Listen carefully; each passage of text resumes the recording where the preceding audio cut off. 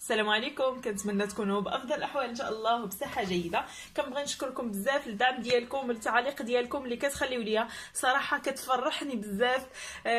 بطبيعه الحال حيت الناس كيجربوا الوصفات وكيلقاو عليها نتيجه، هذه هي الفرحه الكبيره انكم كتلقاو النتيجه الوصفات وكتطلبوني على بزاف د الوصفات، منهم هذه الوصفه الرائعه، هذه الوصفه للتخلص من الكحه او السعال. في الصراحه طلبتوها مني بزاف نظرا لهذا الجو المتقلب، وحنا كيف ما كتشوفوا اننا مقبلين على فصل الشتاء. هذه الوصفه مجربه 100%، كتعطينا نتيجه المده ديال 3 ايام، كتخلصوا من الكحه او السعال، فما غاديش تحتاجوا لاي دواء انكم تشربوه او لاي سيرو انكم تاخذوه تشريوه.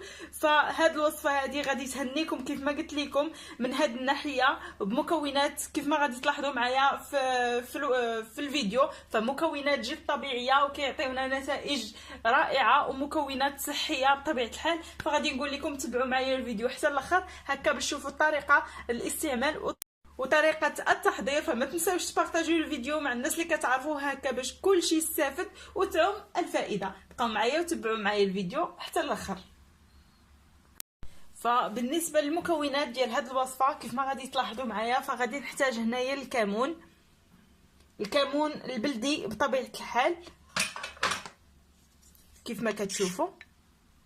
فالكمون هنايا فهو مدقوق على اليد اولا مطحون، ما تشريوش هكا الكمون ما يكونش مطحون على اليد، يعني تحضروا عليه. كيف ما كتشوفوا الكمون البلدي فهو رائع رائع رائع للتخلص من الكحه او السعال، فوصفه طبيعيه وكتعطينا نتيجه من اليوم الاول ومده 3 ايام، فكتهناو من الكحه المزمنه او السعال. في الصراحه هذه الوصفه رائعه، كتعطينا نتائج زوينه بزاف، وهي معتمده عندنا هكا في فصل الشتاء ملي كيكون البرد ولا شي حاجه، فضروري الواحد كيضربوا البرد، ضروري كتجيه الكحه، فهي معتمده عندنا. هي والوصفه ديال اللفت اللي كنت حضرت معاكم، انا نخلي لكم اللين ديالها في صندوق الوصف باش هكا اللي باغي يديرها حتى هي راه سهله كما كتشوفوا.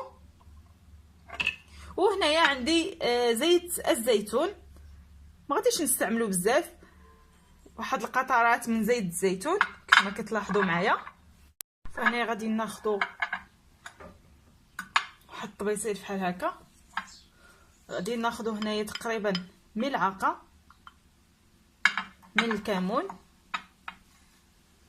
وغادي ناخذوا بالنسبه لزيت الزيتون فغادي ناخذوا واحد الكميه، غادي نخلطوا، وديك الساعه حنايا عندنا ميزانه. انا غادي نوريكم القوام كيفاش غادي يكون.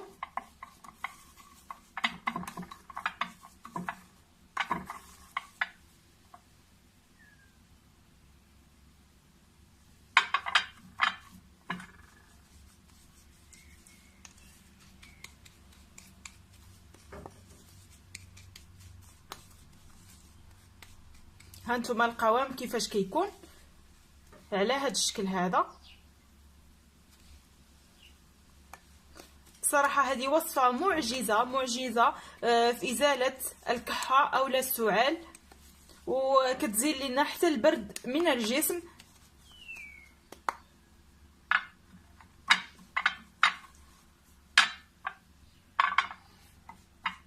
بالنسبه لهاد الوصفه هذه فغادي نستعملوها كل ليله في داك الوقيته ديال مده 3 ايام، غادي نستعملوها من الليل لليل. يعني غادي نكونوا في البلاصه ديالنا ملي كنكونوا غادي نعسوا في البلاصه ديالنا، خصنا نكونوا سخانين، يعني مغطيين لابسين مزيان سخانين. عاد كناخذوا واحد الملعقه تكون ممتلئه، ملعقه تكون ممتلئه.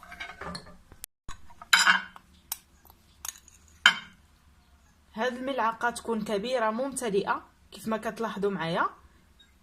الا كنتو غديريها لوليداتك فيمكن لك انك تضاعفي الكميه، فكتاخذوا واحد الملعقه عفوا كيف ما قلت لكم كبيره وكتاكلوها. ديك الساعه كتشربوها من الاحسن ما تضيفوش عليها الماء من ملي تاكلوها هكا، ما تزيدوش الماء باش هكا تخليوها دير المفعول ديالها.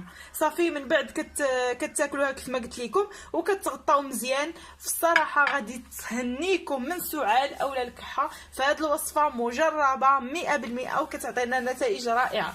هنايا انا ساليت الوصفه الاولى، فغادي نزيدكم وصفه ثانيه بالنسبه للناس اللي ما غاديش يقدروا انهم ياخذوا هاد الملعقه هذه. تقدر الوليدات الصغار ما يقدروش عليها، ولكن هذه راها رائعه، غير جربوها لوليداتكم.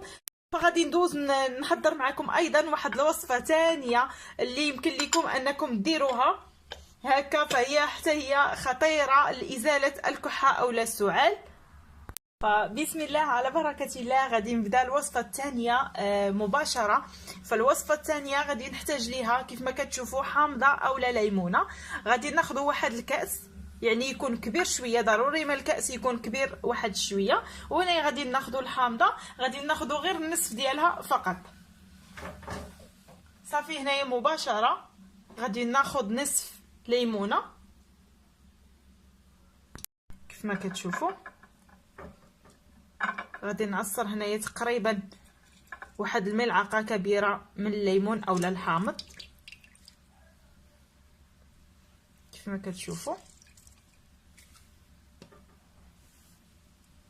غادي نزول هاد البذور على هاد الشكل هذا.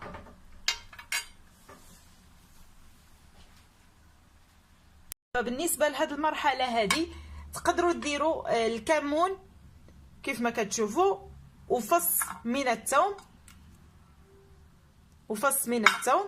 بالنسبه للناس اللي ما كياكلوش الثومه او ما كيقدروش ياكلوا الثومه فماشي مشكل. بالنسبه للناس اللي ما عندهمش مشكل في الثومه فيديروا الطريقه اللي غادي ندير. والناس اللي ما كياكلوش الثومه او ما كتعجبهمش فما يستعملوهاش، ينقصوها في هذه الوصفه. هنا كيف ما كتشوفوا انا عصرت داك نصف ليمونه تقريبا كيف قلت لكم ملعقه كبيره.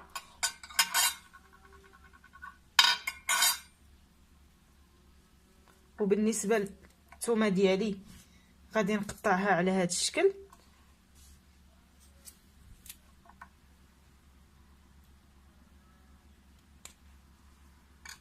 وهنايا غادي ناخذ واحد راس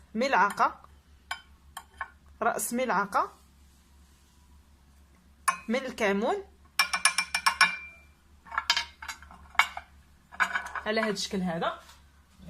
من بعد غادي نضيف الماء يكون ساخن، ضروري من الماء كيف ما لاحظتوا معايا غادي يكون ساخن على هذا الشكل حتى غادي نعمروا الكأس كامل.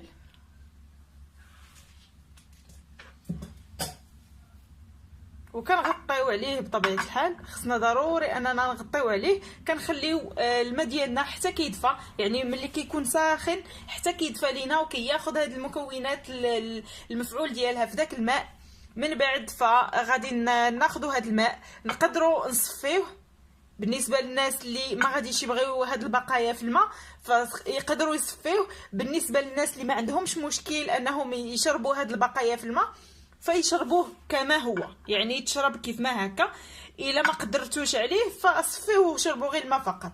هاد الوصفه رائعه رائعه رائعه بامتياز، كتعطيكم نتيجه هائله بحالها تقريبا بحال الوصفه الاولى. حتى هي المده ديال المفعول ديالها فهي غادي تعطيكم نتيجه المده ديال 3 ايام. والنهار الاول غادي يبان لكم الفرق، اكيد غادي يبان لكم الفرق ملي غادي تشربوا كيف ما قلت لكم نفس طريقه الوصفه الاولى. كتشربوه هكا في الليل ملي كتبغيو تنعسوا، كتكونوا مغطيين بطبيعه الحال، ما تكونوش غادي تنوضوا مره اخرى، يعني تشربوه وتنعسوا.